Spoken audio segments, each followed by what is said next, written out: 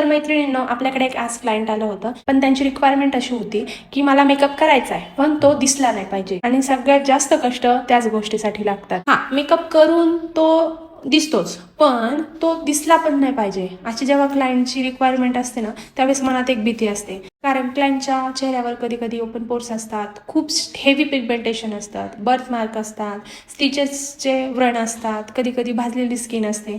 आणि हे सगळं मेकअप करून आपल्याला थोडंसं न्यूट्रल दाखवायचं असतं. आणि इथेच तुमचा खरा कस लागतो. बेस लावून हेवी मेकअप दाखवणं सोपं आहे, पण तोच बेस लावून तुम्हाला क्लायंटला न्यूट्रल नॅचरल लुक देणं खूप अवघड गोष्ट आहे. पण ही गोष्ट आपल्याला सहज जमते. ती कशी? प्रॅक्टिसनं.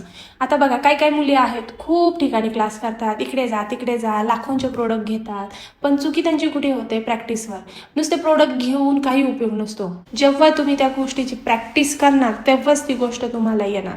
आणि प्रॅक्टिस ही आपल्या इथे वेगवेगळ्या स्किनवर होते, कारण आपल्या इकडे प्रत्येक स्किन टाईपच्या मुली आहे. आणि अकॅडमीमध्ये काय माहिती आहे का, आपण आधी प्रॅक्टिस एकमेकींवर करायला लावतो. त्यामुळे मुलींना प्रत्येक आय शेप, प्रत्येक फेस शेपवर प्रॅक्टिस होते, प्रत्येक स्किन टाईपवर प्रॅक्टिस होते. आणि येत्या काळात माझ्या मुलींचं काम तुम्हाला पाहायलाच मिळणार आहे.